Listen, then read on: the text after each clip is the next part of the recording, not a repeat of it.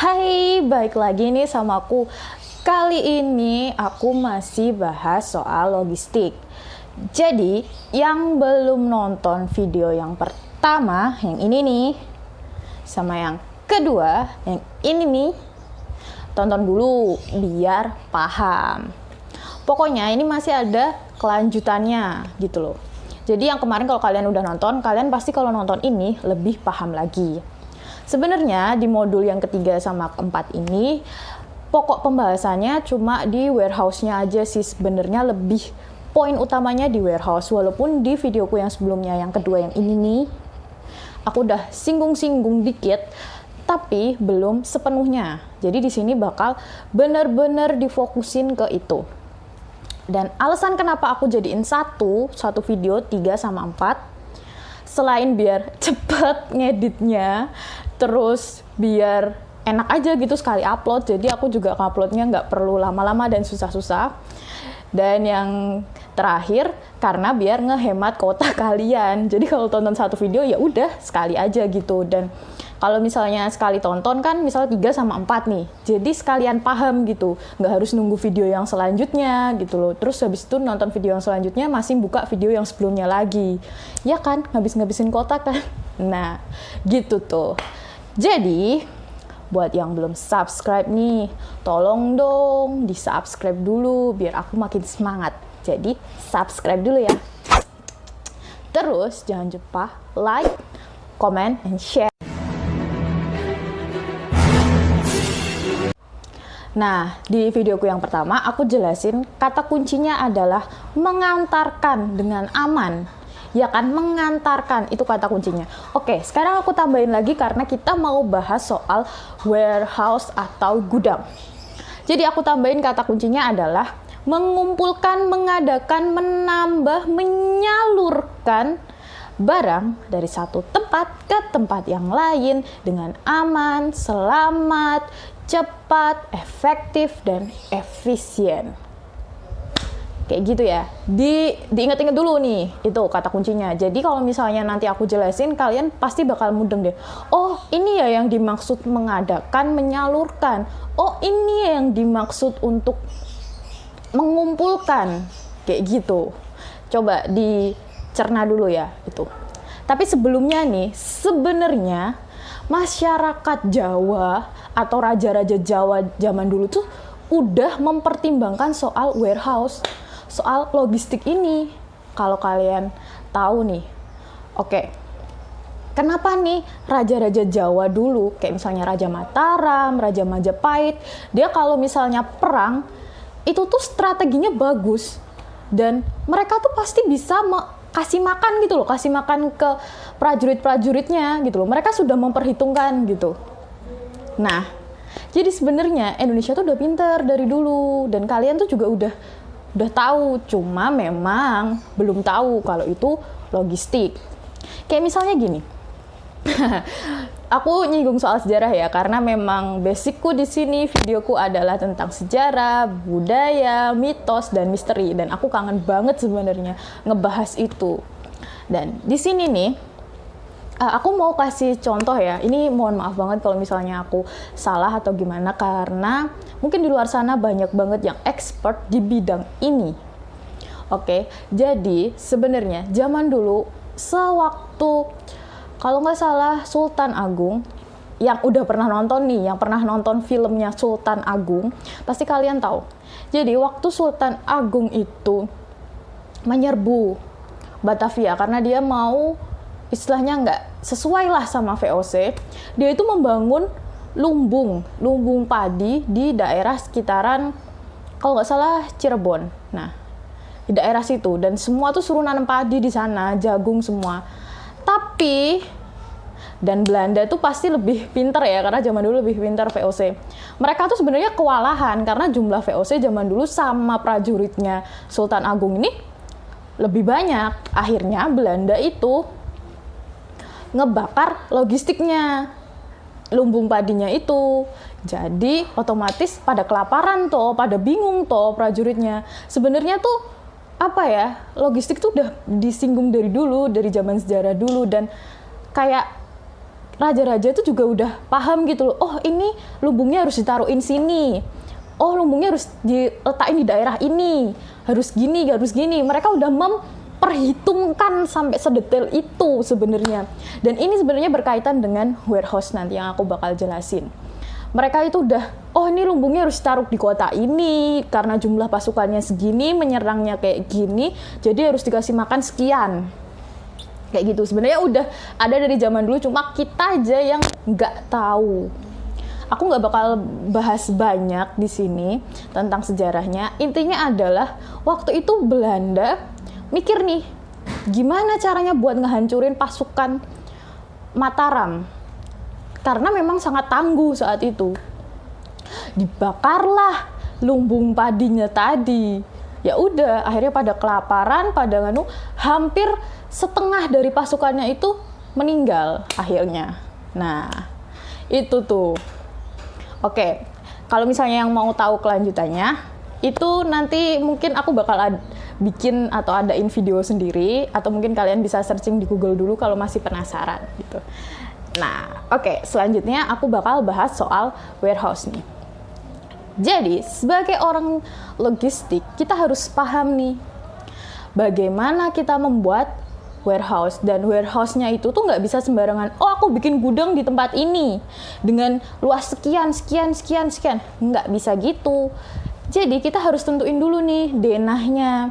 Kira-kira kalau misalnya aku punya barang dari Sumatera lah, aku punya barang dari kelapa sawit gitu, dari Sumatera. Terus aku mau nyebarin ke sekitaran Pulau Jawa. Kira-kira aku harus bangun gudangnya atau warehouse-nya ini di mana? Nah, itu harus diperkirain. Nah, dalam bikin warehouse ini kita nggak bisa langsung, oh aku mau bikin di kota ini gitu. Nah, pertimbangan kamu apa dalam membuat warehouse ini di kota tersebut gitu loh. Pertimbanganmu apa? Apakah karena istilahnya karena Pulau Jawa nih? Karena tadi kan penyebarannya mau di Pulau Jawa. Jadi karena Pulau Jawa kita kasih ke Jawa Tengah. Nah, jadi di tengah-tengahnya. Atau karena memang karena ini banyaknya permintaan di daerah ini makanya bikin gudang di sini. Atau karena memudahkan transportasinya. Nah, itu yang harus dipertimbangkan di situ. Kita harus bikin letaknya di mana, terus jangan sampai nih kita bikin salah satu gudang, tapi malah bikin kita kesusahan sendiri gitu loh. Jadi kita harus mempertimbangkan juga transportasinya itu kayak gimana, terus distribusinya dari barang gudang ke keluar itu gimana, itu harus dipertimbangkan. Nah, sebagai orang logistik, tugasnya itu desain dari bentuk bangunan gudangnya harus seperti apa, itu harus diperkirakan. Jadi jangan sampai nih kita punya gudang tapi nggak bisa dimanfaatin. Misal nih, kamu punya gudang gede, tapi ternyata barangmu cuma dikit, itu kan sia-sia. Atau kamu punya gudang kecil, tapi barangmu banyak, otomatis nggak bisa masuk, itu benar-benar sia-sia. Dan itu yang perlu dipertimbangin banget, dengan cara kamu harus mikirin gimana transportasinya, dana yang kamu punya kayak gimana, terus lokasinya, terus jenisnya nih, yang paling penting, jenis barang apa yang bakal masuk ke gudang, gitu. Nah, setelah udah tahu tempatnya nih, misal kamu udah nentuin tempat, oke aku bakal bikin gudang di Semarang, karena penyebarannya lewat jalur Pantura, buat ke daerah Jawa Barat sama Jawa Timur. Nah, kita bikin gudang di Semarang. Nah, udah nentuin lokasinya di sini, nih, udah nentuin lokasinya di sini, dek. Terus gimana nih layoutnya, desainnya? Apakah gudangnya harus besar, tingkat, atau kayak gimana? Nah, kalau misalnya, atau gudangnya mau curah gitu, karena barang-barangnya yang masuk ke situ curah, kayak gitu. Atau barang-barang yang bersih, atau makanan. Nah, kalau makanan ini harus diperhatikan juga. Kayak misalnya suhu, kayak gitu mempengaruhi banget kan masalah makanan nih. Ini makanan agak riskan ya, kayak misalnya bahan pangan lah, itu agak riskan. Kayak gitu. Setelah udah nentuin tempat, oke, aku mau bikin gudang yang sampai tinggi nih, sampai 12 meter, karena aku mau kasih rak yang tinggi sampai 8 tingkatan. Kayak gitu. Tapi kalian pikir nggak? Kalian punya alatnya? Enggak. Tenaga kerjanya? Enggak. Itu harus dipikirin juga. Jadi semua itu harus berkesinambungan. Kayak gitu. Kayak misal nih, kalian bikin, oke, aku bikin di Semarang dengan konsepnya pakai rak, terus raknya sampai tinggi, sampai 8, maksudnya sampai 8 slot kayak gitu. Tapi kalian pikir, kira-kira barangmu itu, nih dipikir lagi, jenis barangmu itu bisa nggak ditumpuk sampai di atas? Kira-kira membahayakan tidak buat orang? Terus kalian punya nggak alatnya gitu, kayak forkliftnya? Forklift nanti kayak gini loh, forklift kayak gini. Nah itu yang buat ngangkat barang sampai atas, naruhin ke atas. Kan nggak mungkin toh manusia pakai tangga terus otong-otong. Ya kalau 1 kilo 2 kilo. Nah ini kalau misalnya bertonton, gimana coba? Kayak gitu. Terus nih, kalau misalnya udah dipikirin, oke, aku bikin sekian dengan kayak gini, dengan kayak gini, dengan kayak gitu. Maksudnya dengan kayak gini, kayak gitu adalah, oke, aku bikin di Semarang dengan, maksudnya gudang yang bukan gudang makanan, tapi gudang untuk istilahnya semua barang bisa masuk. Ada raknya, ada yang di floor juga, ada yang di lantai juga. Nah, itu kan bisa. Misalnya kalian pilih seperti itu. Oke, berarti kalian apa nih yang harus dibeli selanjutnya? Ya forklift, ya alat bantu buat ngangkat. Kayak gitu. Terus, setelah misalnya udah tahu semuanya, kalian nggak bisa nih barang langsung main masuk aja ke gudang. Nggak bisa. Jadi ada prosesnya kayak gini. Ini ada alurnya. Gimana? Jadi barang masuk ke gudang, terus dicek dulu apakah sesuai atau tidak. Terus ada istilahnya pemberitahuan atau tidak, surat-suratnya kayak gimana, kondisi. Nah, ini yang paling penting. Kondisi dari barang tersebut. Apakah rusak atau enggak segelnya? Terus apakah barang itu kemasannya itu sobek atau enggak? Dan mungkin ada juga orang, ini penting, ini catatan penting. Kita kalau mau periksa barang, itu kita nggak boleh buka kemasannya, kecuali dengan seizin pemilik barang. Misalnya pemilik barang bilang, oke, random check. Jadi kita bisa misalnya dari barangnya misalnya ada 10 nih. Oke, kita buka nomor 2, nomor 6, sama nomor 8. Dibuka, dicek aja gitu. Dan itu harus dari surat-suratnya kita harus tahu kelengkapannya. Kayak, oh ini expirednya segini, terus bahan jenis makannya kayak gini. Udah, ini kita ambil simpelnya aja. Oke, mungkin udah selesai nih dari pemeriksaannya. Barangnya clear. Oke, clear. Jadi setelah itu ada dokumen lagi yang harus kita tulis bahwa barang itu clear. Nggak ada yang rusak dan nggak ada apa. Setelah barang udah diterima nih surat-suratnya, itu jangan langsung masuk. Jadi harus dipertimbangkan lagi. Karena gini ya, di dalam logistik atau di dalam warehouse ini kita bukan agen properti. Jadi, kalau misalnya kalian punya gudang, mungkin gudangnya itu bisa disewakan juga, tapi bukan berarti kita nyewa, oke, per meter, oke, per kubik. Nggak bisa gitu, karena kita logistik, jadi kita bukan agen properti. Kita menawarkan jasanya juga. Jadi kayak konsultan.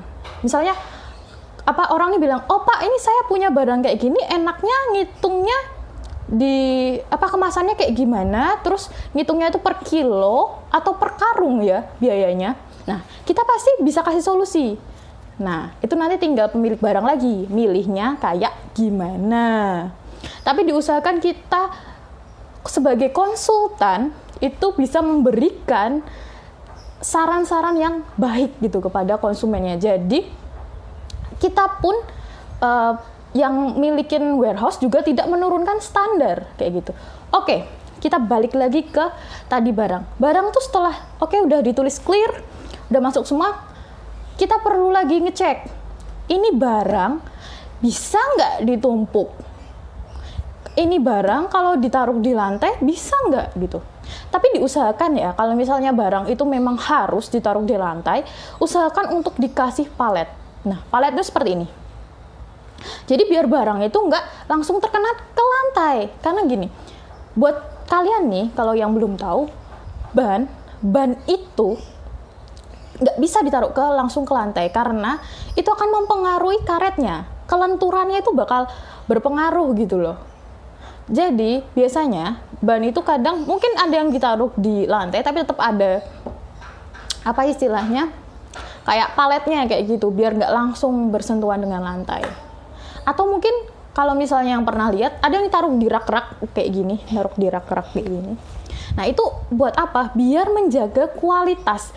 Jangan sampai nih kalian jadi istilahnya yang punya gudang menyewakan, tapi barang orang yang masuk ke gudang kalian akhirnya rusak kayak gitu. Itu jangan sampai kayak gitu ya.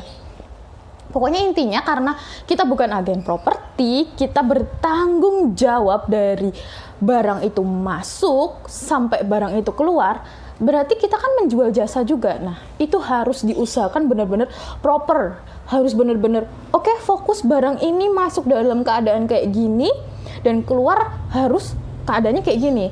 Tapi ini ada pengecualian ya. Ada pengecualian. Jadi kalau pas barang masuk tadi kita harus memperhitungkan apakah bisa ditumpuk atau enggak, atau harus di rak. Terus kalau di rak itu harus ditumpuk sampai berapa tingkatan. Maksudnya dalam satu slot itu bisa sampai berapa tingkatan gitu. Terus natanya harus kayak gimana. Terus ini nih yang penting. Apa sifat alamiah gitu loh. Nah, kalau kayak misalnya kayak gula. Kalau kayak gula ini itu kan memang karena dia dipengaruhi sama cuaca juga ya. Dia pengaruhi sama cuaca karena gini loh.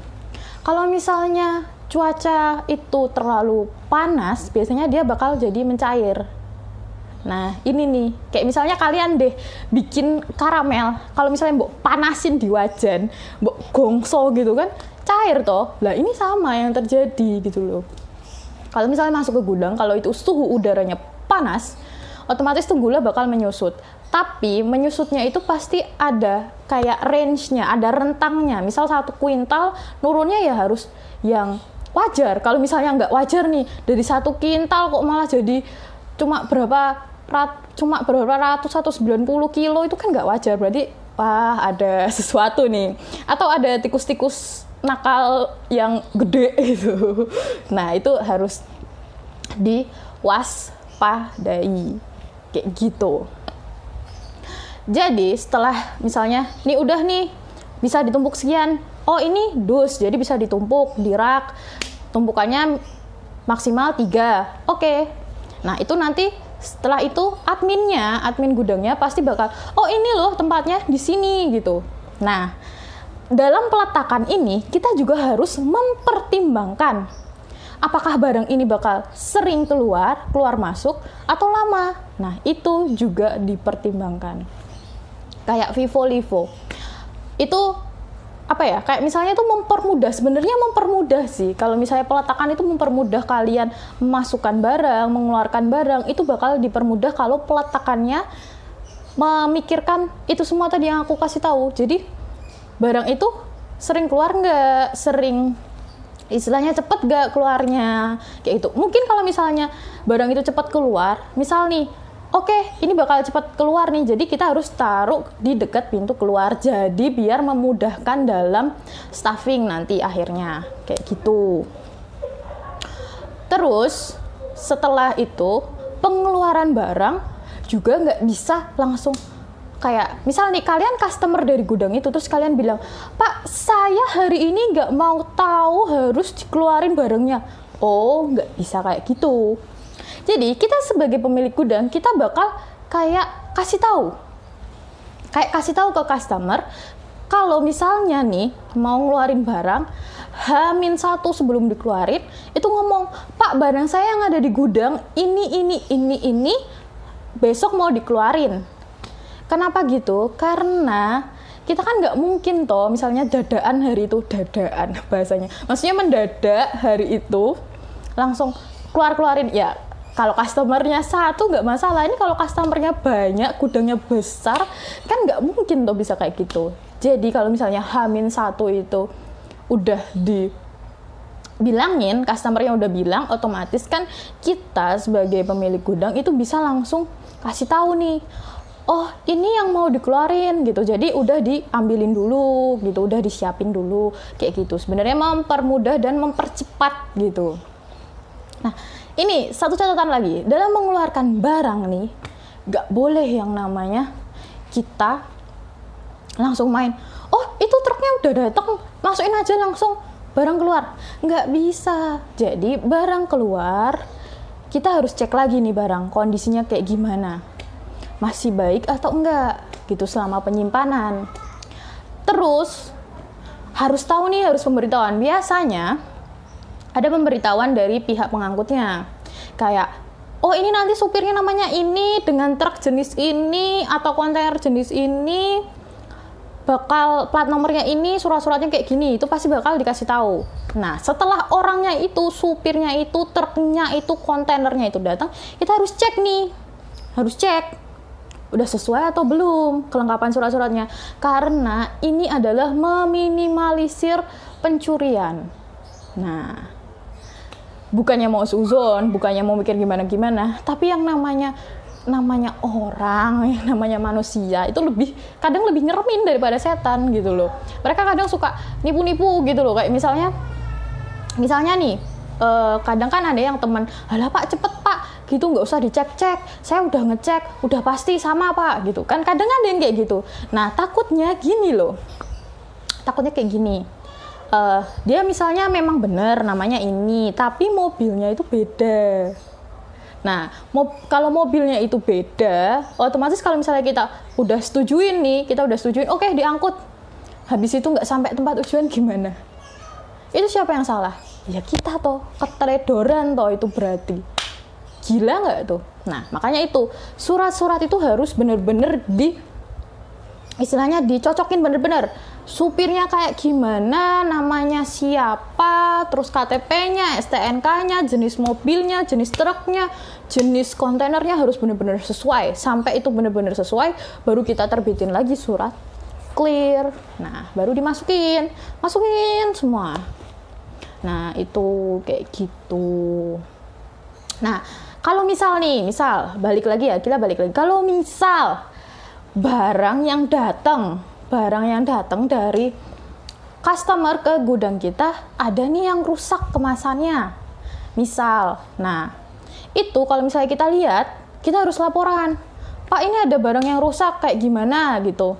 Nah setelah laporan itu, barang itu jangan dicampur sama yang lain, kita harus pisahin ke tempat damage gitu loh. Jadi ada tempat sendiri yang khusus memang, oh ini barang ini kemasannya rusak gitu, mungkin besok bakal dikirim lagi gitu, yang baru kayak gitu.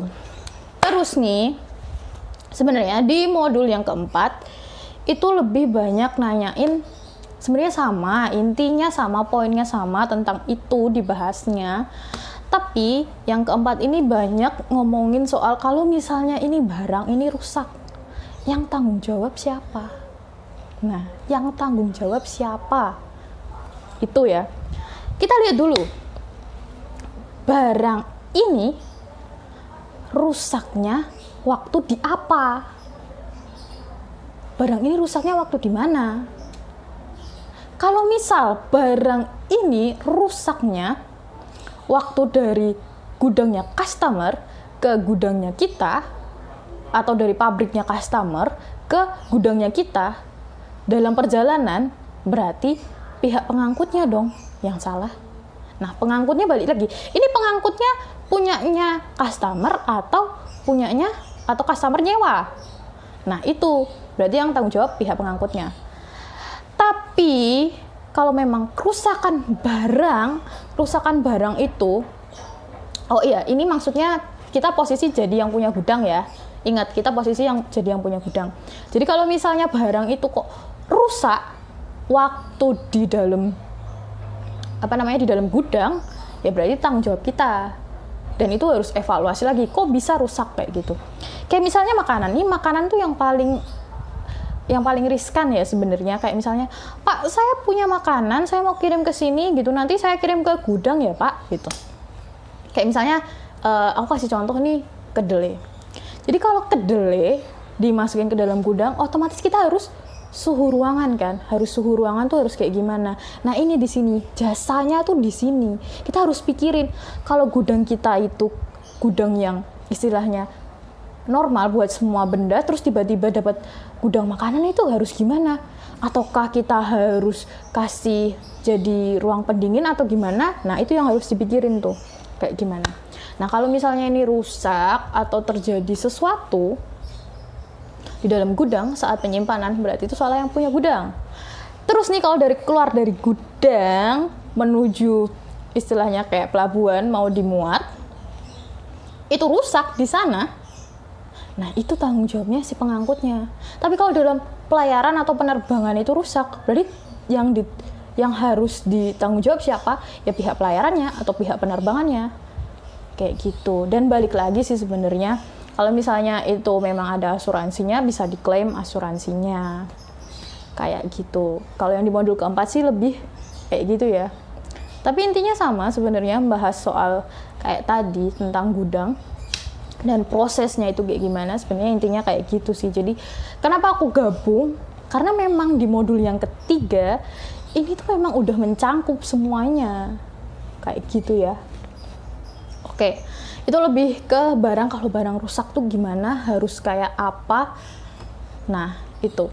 Dan kalau misalnya kita jadi kita kan yang orang gudangnya, kita misalnya barang nih turun dari misalnya barang kita cek dulu nih, sebelum turun kita cek dulu, sebelum masuk ke gudang kita cek, oh ini barang ada yang rusak, apa yang harus kita lakukan? Ya kita ngomong gitu loh, kita ngomong ke supervisornya, kita ngomong, Pak ini barangnya rusak gimana Pak gitu. Oke, nanti baru dia ngomong ke pemilik barang, dilanjutkan ke pemilik barang, terus baru barangnya itu yang rusak disendiriin ke bagian damage kayak gitu. Terus nih balik lagi masalah di dalam gudang. Jadi dalam penyimpanan di dalam gudang itu bisa kita pakai labeling. Nah, jadi di labeling itu kayak misalnya, oh ini rak A, rak B, rak C. Oh ini slotnya 1, 2, 3 atau A, B, C kayak gitu. Nah itu terus, oh ini jadi keterangan gitu loh, biar istilahnya gini, memudahkan dalam meletakkan, memudahkan dalam mengambil, memudahkan dalam istilahnya apa sih, kayak oh ini barang ini khusus yang di tempat sini, oh ini negara misalnya ya, kayak oh ini negara yang mau dikirim ke Belanda, oke raknya sebelah sini semua, jadi mudah gitu loh. Oh ini yang mau kirim ke Jerman, berarti raknya sebelah sini semua. Itu memudahkannya di situ. Jadi contohnya kayak gini, mungkin kalau rak kayak gini ya, ini rak, jadi ada A, B, C, terus ada slot juga, ada buy juga itu di sini. Itu sebenarnya memudahkan dalam menaruh kita, dalam kita naruh gitu, sama memudahkan kita dalam mengambilnya juga. Kayak gitu sebenarnya. Jadi ini ada contohnya nih, gimana barcode-nya buat naruh di dalam gudang. Ada kayak gini. Ya kan? Berarti itu lantai 2. Terus ada berarti raknya. Terus ada slotnya ke berapa. Terus bagian yang berapa. Kayak gitu. Tuh ada nih contohnya kayak gini. Oke. Dan pokoknya intinya kayak gitu sebenarnya, ketiga sama keempat itu cuma bahas masalah warehouse dan gimana cara masukinnya, keluarinnya, kayak gitu. Dan aku sekali lagi minta maaf kalau misalnya ada kesalahan dalam penyampaian, karena ini benar-benar murni dari apa yang aku dapat waktu LAO. Jadi ini pemahamanku kayak gitu. Kalau misalnya di luar sana ada yang lebih expert, ada yang lebih paham lagi mau membenahi saya, tolong ya di kolom komentar dibenahin. Kalau misalnya ada yang salah ditambahin juga. Ya aku sih seneng-seneng aja kalau misalnya ada yang mau kritik, yang membangun. Dan aku usahain di video yang berikutnya bakal lebih jelas lagi, dan aku bakal nyampein yang lebih lagi. Dan semoga buat kalian nih yang belum tahu jadi lebih bermanfaat juga, lebih tahu lagi kalau oh ternyata kayak gini ya. kayak gitu. Jadi sekian buat video kali ini. Sekali lagi aku minta maaf, yang belum subscribe dulu. Jangan lupa like, comment, and share. Dah.